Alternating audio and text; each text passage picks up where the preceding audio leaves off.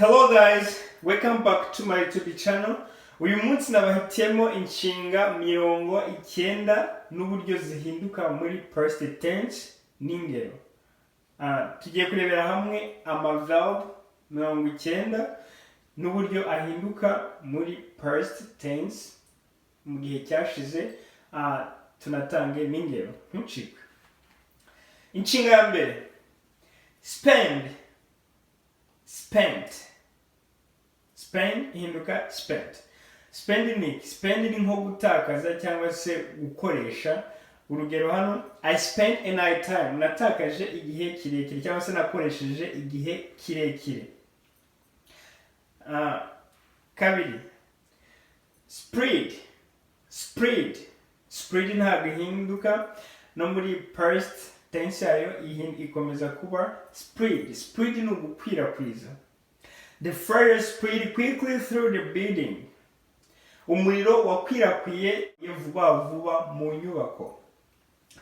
Stood ni uguhagarara. He stood and stretched. Arahagaze ari no kwinanura. Stand igahinduka stood. Urugero, he stood and stretched. Ahagaze ari no kwinanura. To stretch no kwinanura. Struck. He struck well the ball. She struck well the ball. Yakubise neza umupira. Sweep ihinduka swept. Swept gukubura. I swept the kitchen. Nakubuye igikoni. Swim ihinduka swam mu past tense. Urugero, he jumped in and swam like a fish. Yasimbukiye mu mazi arangije yoga nk'ifi. He jumped in and swam like a fish. Swing ihinduka swang. Swing ni ugucundeba. Urugero, we swung from the same swing. Twacundebeye ku mucundebo umwe. Take ihinduka took muri past tense. Urugero, he came up behind me and took the coffee cup. Yanturutse inyuma afata igikombe cy'ikawa. Taught kwigisha. She taught him how to play a piano. Yamwigishije uko bacuranga piano.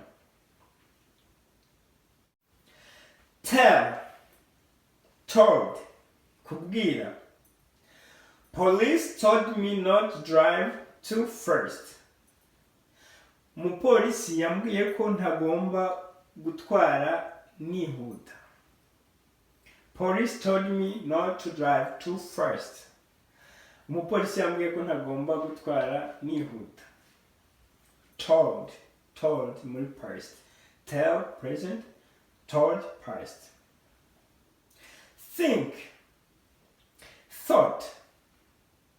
Think no gutekereza, muri past tense bavuga thought. I never thought I could do it. Ntabwo nigeze ntekereza ko nabikora cyangwa se nabishobora. I never thought I could do it. Through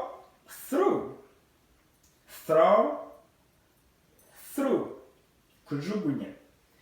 Which she throw on the floor. Ni iki yajugunye kuri sima cyangwa se hasi. Understood kumva. I understood that everything has a name. Numvise ko buri kintu kigira izina. I understood that everything has a name. Wake, work. Wake ihinduka work. Kubyuka. The sound of baby woke her. The sound of baby woke her. Urusaku rw'umwana rwaramubyukije cyangwa se rwaramukanguye. Write, wrote, kwandika. I wrote him a long letter. Namwandikiye urwandiko rurerure. Meet, met. Meet ni uguhura. Twarahuye, met. Have we met before? Have we met before? Ese twaba twarigeze duhura? Go ihinduka went. I went to China a few years ago. Nagiye mu Bushinwa mu myaka mike ishize. I went to China a few years ago. Eat, ate. Eat ihinduka ate muri past. I went to the beach and ate apple. I went to the beach and ate apple. Nagiye ku mucanga ndya na apple. Apple ni tunda. Fly, flew. Kuguruka. Indege iraguruka, inyoni zikaguruka. Muri past bavuga flew. I remember you flew me from the Great Wall of China. To Wall of China. Ni urukuta bubatse cyangwa se ahantu bubatse ho abantu abakerarugendo bakunda gusurira cyangwa se gutemberera. Mu Kinyarwanda gutemberera cyangwa se gusura, kuvisita. Found. Found. She found him in the living room. Found ni kubona cyangwa se kubona. She found him in the living room. Yamubonye muri salo. Yamubonye muri salo. Forget. Forgot. Forget ihinduka forgot muri past. I forgot to turn off the TV. Nibagiwe kuzimya televiziyo cyangwa se kuyifunga. Forgive. Forgive. Forgive ni ukubabarira. She said she forgive her father. Yavuze ko yababariye papa we. Get. Got. He got a new bicycle yesterday. Yabonye irindi gare ejo hashize. Give. Gave. He gave her a kiss. Guhereza. Yamuhaye akabizo. Grow. Grew. Grow hinduka grew. He grew old. Yarakuze. Hang hung. He hung before I heard a chance to end the call. Have. Had. Have no kugira. I had homework last night. Nari mfite umukoro ejo hashize. Nijoro ryashize. Hear, heard. Kumva. Muri past ihinduka heard. He heard the bird singing. Yumvise inyoni ziririmba. Hide. Hid. The cat hid his face. The cat yahishe isura ye. Hit. Hit. A train hit my car. A train hit my car. Gari ya moshi yagonze imodoka yanjye. Hold, held. She held the children. Akikiye umwana cyangwa se ateruye umwana. Hold ni uguterura cyangwa se gukikira. Hard, hurt. Hurt, hurt. My tooth still hurt me. Iryinyo riracyandya. Keep. Kept. He kept his eyes on the Lord. amaso ye yafokasinze mbese ku muhanda.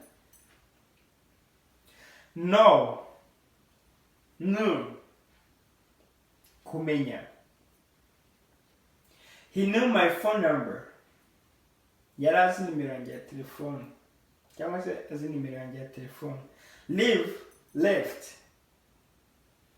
The question cannot left undecided. Ikibazo ntabwo cyari twakireka tutagikemuye. Undecided, tutagifatiye umwanzuro. Lend, lent. I lent car yesterday. Nakodesheje imodoka ejo. Lent no gukodesha. Lent. Let.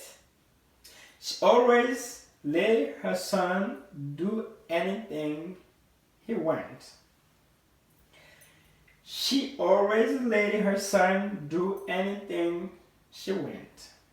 Or he went. Depend. Abaye umuhungu abaye umukobwa. Let no kureka. Lost.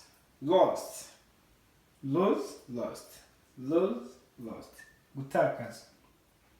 He lost a lot of weight. Yatakaje ibiro byinshi. Made. He made me a cake. He made me a star. Bakundi umuntu bamu promotinga nk'indirimbo ye bakamukoresha ama interview, icyo gihe baba bari kumugira umustar. Icyo gihe bavuga ko he made him a star. He made me a star. Yangize umustar kubera ko ya promoting ibihangano byanjye ndamenyekana nza kuba umustar.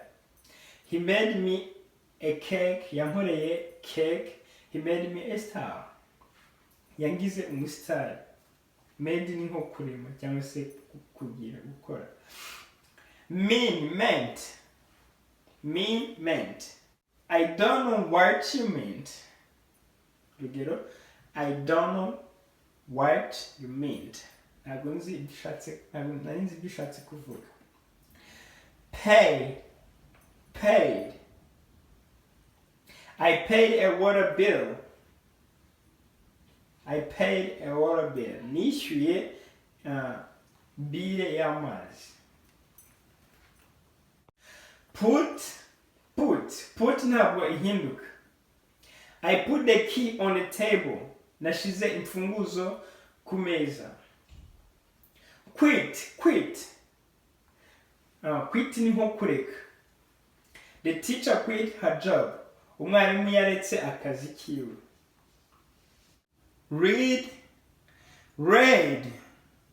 Read ntabwo ihinduka ariko mu mivugire isomeka read. I read about the war in my history book. Nasomye ibyerekeranye n'intambara mu gitabo cyanjye cy'amateka. Ride. I first rode a bike at the age of 14. Bwa mbere natwaye igare ku myaka yanjye 14. Learn. The junker rang his bell again. Yongeye kuvuza inzogera ye tena. Lies.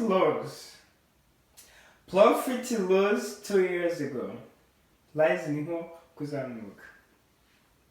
Ran. Kwiruka. I always run when I saw her. Buri gihe njya niruka nk'iyo mubonye. Said. You say that your vacation was wonderful. Said. You said that your vacation was wonderful. You say that your vacation was wonderful. Wavuze ko vacancy yawe yari nziza cyangwa se ikiruhuko cyawe cyari kimeze neza. So. You never saw anything. Nta kintu kimwe wigeze ubona. Sell. Ihinduka sold. He sold the house for $200,000. Yagurishije inzu ku $200,000. He sold the house for $200,000. K dollars. Set. Tom set his alarm. Ni nko kuregera cyangwa se gushira cyangwa se gutegura. Uyu Tom we yasetinze alarm saa 8 zuzuye. 2 o'clock. Tom set his alarm. Shake shook. She shook her head. Shake ni ukuzunguza cyangwa se kwizunguza kwa kundi umutingito uza ukazunguza ibintu byose kigavuga ko washakinze ibyo wazunguje byose. Kwizunguza no gushakinga. Yazunguje umutwe wiwe. Shine. Her face shone like sunlight. Isura ye yashashagiranaga nk'izuba riri kurasa. Shine ni nko gushashagira. Shoot hinduka shot. Jen shoot a second one. Jen yarashe undi muntu cyangwa se yashose undi muntu. Shut gufunga. I said shut up. I say shut a door. Sang.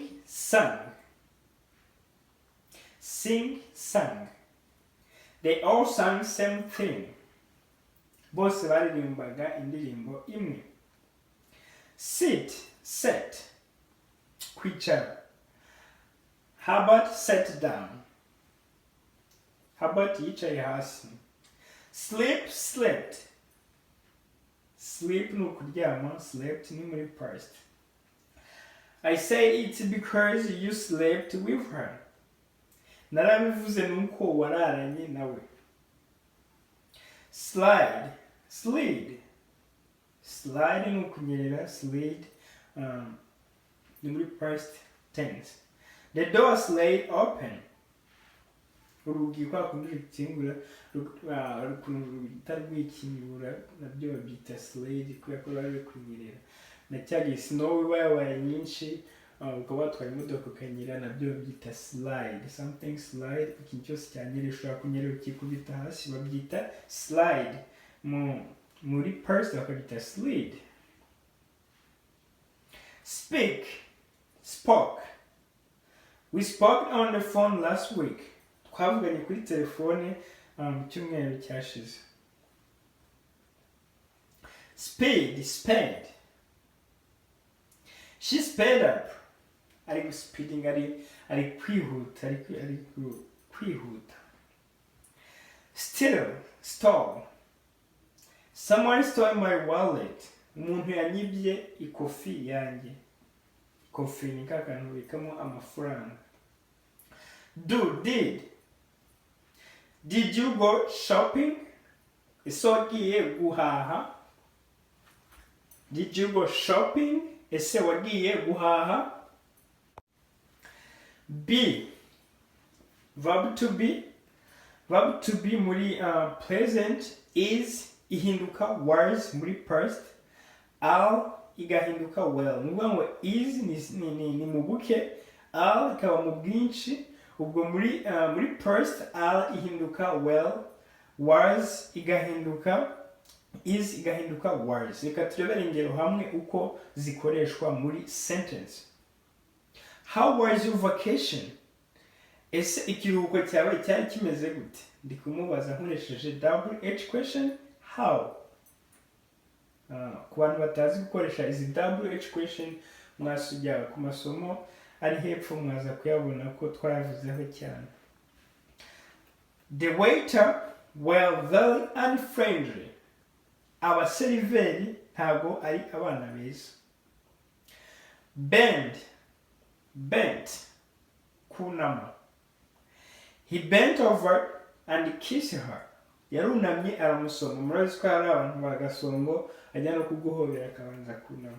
Nawe yarunamye aramusoma. He bent over and kissed her. Became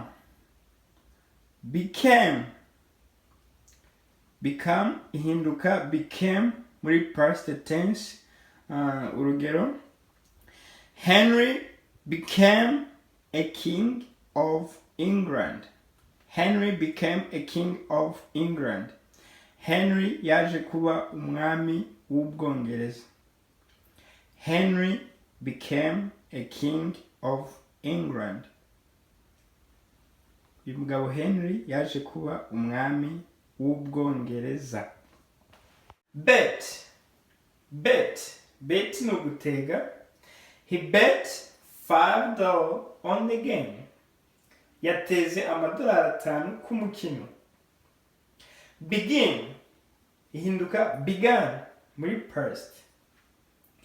It's began to rain before I get home. Imvura yatangiye kugwa mbere yuko ngera mu rugo. It's began to rain before I get home. Bite ihinduka bit muri past.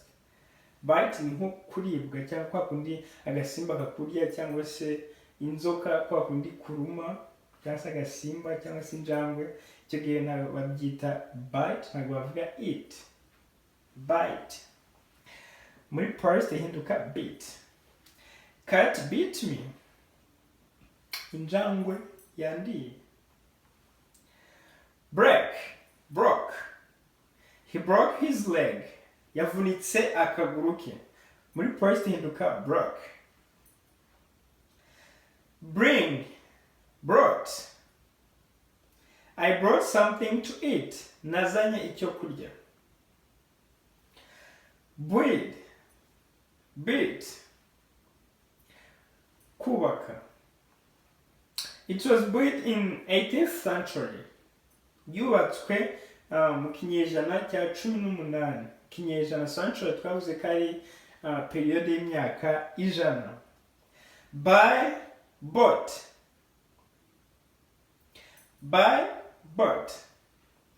I bought her a toy cat. I bought her a toy cat.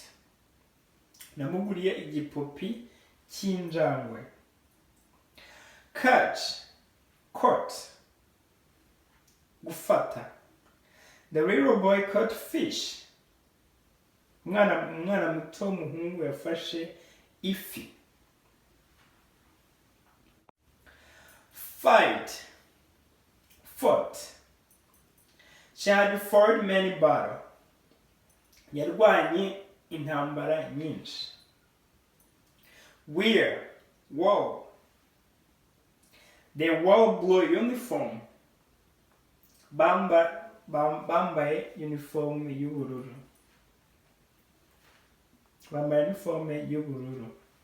Wore muri past ihinduka wore. Wear ni kwambara. Choose, he chose to stay home. Choose no guhitamo, yahisemo gusigara imuhira. Choose ni muri past.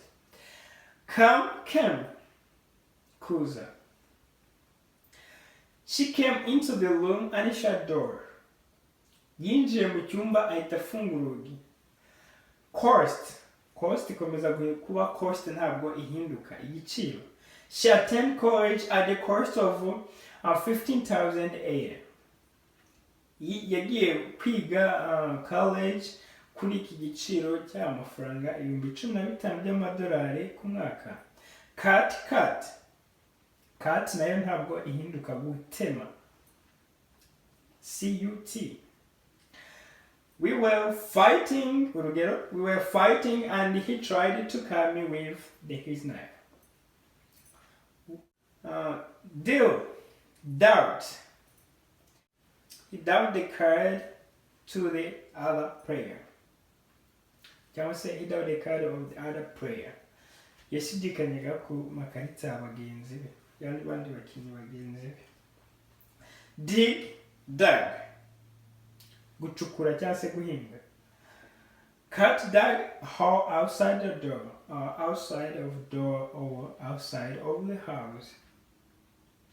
The cat dug a hole outside of house or outside of door. Draw. The police draw outside of the house. Police draw outside of the house. Abapolisi bashushanyije hanze y'inzu. Drink, drunk. He drank a hot tea. Yanyoye icyayi gishyushye. Drive, drove. Drive, drove.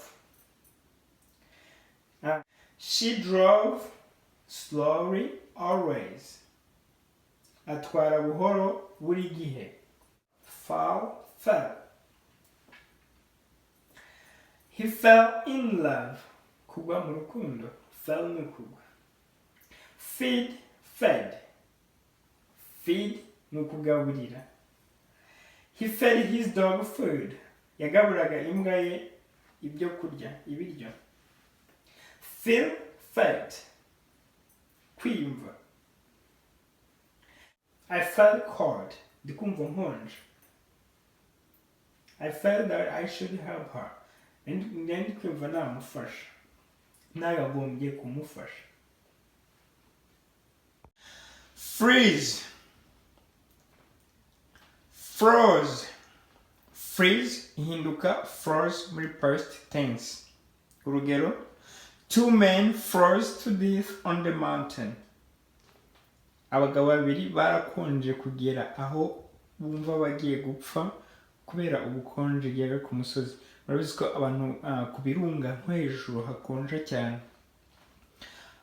Freeze ni ubukonje cyagiye amazi ahinduka ice cyangwa se temperature iri ku bukonje hasi cyane, cyagiye temperature iba iri low ku rwego ruri hejuru. Guys, murabona ko gukoresha amagambo ari ibintu byoroshye kuko hari igihe wumva amagambo ari muri present cyangwa se izi nshinga ziri muri present ariko baba bashize nko muri past ntumve accent yabyo kubera ko uba utazi uko ahinduka. So today nagerageje kureba amagambo akunzwe gukoreshwa cyane mu buzima busanzwe andi yibanze ku buryo uramutse uzi aya magambo 90 byakorohera kuba wagerageza kuvuga cyangwa se kumenya gutandukanya igihe turimo n'icyashize. So mu gihe ugiye kuvuga ukamenya inshinga iri muri present cyangwa se muri past, icyo gihe bizagufasha. So nagerageje kureba amagambo yakorohera cyangwa se kugira umenye inshinga iri muri present iri muri past kubitandukanya. Nujya gukora interuro ukaba byakorohera kumenya uko bayishyira muri past. That's why nagerageje no gushiraho n'ingero no kubisobanura mu Kinyarwanda kugira umenye uko bigiye bisobanura bivugika cyangwa se byitwa. So guys, ndizera ko kuba tuzakomeza cyangwa se bazakomeza gukunda ibiganiro nkora mu gihe gito muzaba muri kuvuga icyongereza neza. Niba wafashijwe n'isomo kora subscribe. I hope you enjoyed this video. Subscribe to my YouTube channel. Thank you so much guys. Ciao ciao.